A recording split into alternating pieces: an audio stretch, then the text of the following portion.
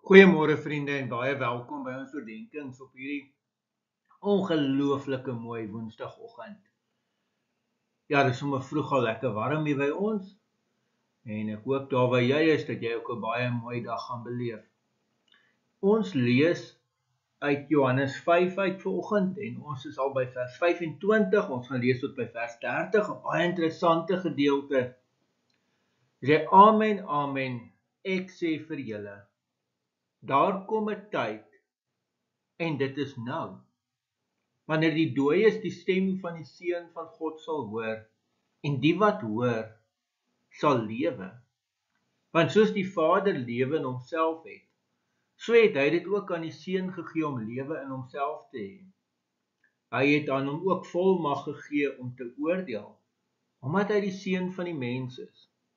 Moet julle nie hieroor verwonder nie, want daar kom 'n tyd wanneer almal in die grafte sy stem sal hoor, en sal uitkom, die wat goed gedoen het, tot die opstanding van die lewe, maar die wat verkeerd gedoen het,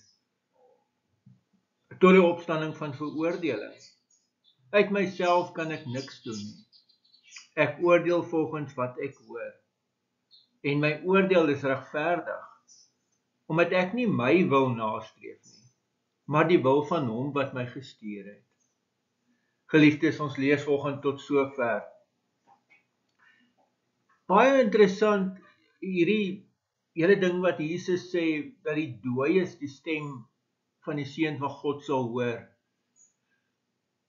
Hy sê, die tyd is nou. Nou sukkel ons om dit te verstaan, waarvan praat Jesus nou? Dit is so geskryf,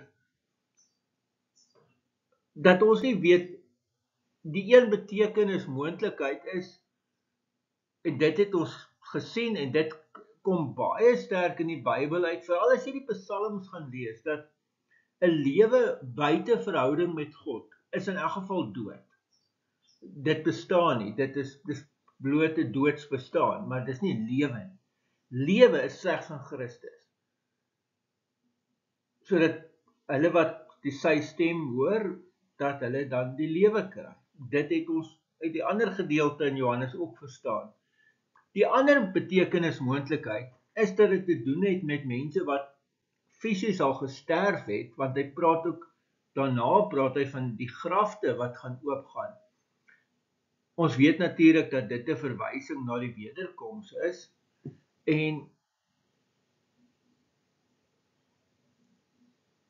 hoe moet ons dit nou verstaan?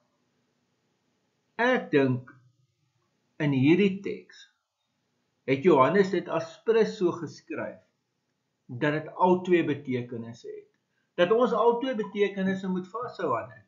So aan die een kant weet ons, selfs na ons gesterf het, is daar lewe. Die wonderlike, né?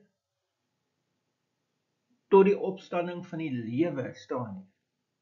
Die wat buite Christus is, tot die opstanding van veroordeling. Hier kry ons weer daai gedagte, baie sterk, dat hulle wat in Christus gesterf het, hulle staan op tot die lewe. Daar is nie 'n oordeel nie, maar die res, hulle word veroordeel. Hulle moet voor die regterstoel verskyn. Maar nie die wat in Christus is nie, hulle staan net op tot die lewe. So ons hou vas aan hierdie waarheid, dat daar lewe na die dood is. Ook lewe eintlik na dit, want wanneer Jesus terugkom, dan verander alles weer. En ook dan hierdie waarheid, wat ek en jy beleef, dat wanneer ek die Here Jesus se woorde hoor, dan kry ek lewe.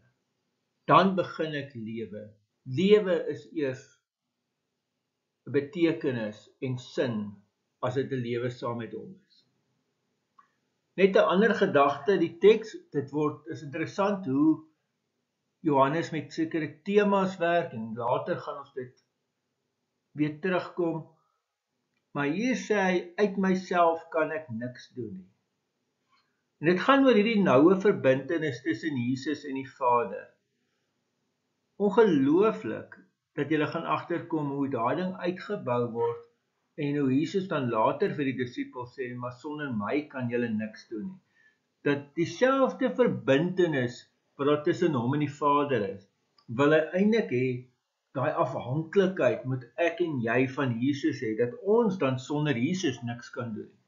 So, wat Jesus die Vader se werk hier op aarde kom doen, sit ek en jy eintlik dan net Jesus se werk hier voort.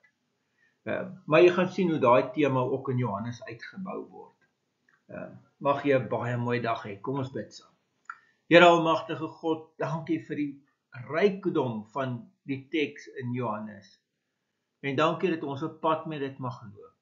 Ons vra dat U ons sal seën met dit in die naam van ons Here Jesus Christus. Amen. Geliefdes, mag jy 'n baie mooi en 'n baie geseënde dag hê. Onthou as jy naby Eskort is, ons het vanoggend 9:00 by die ouete huis het ons 'n biduur en ons gebruik nagmaal daar saam. Dit is baie kosbare geleentheid vir enigiemand van julle wat in Eskort is en dit dalk sou wou bywoon. Baie welkom. Totsiens.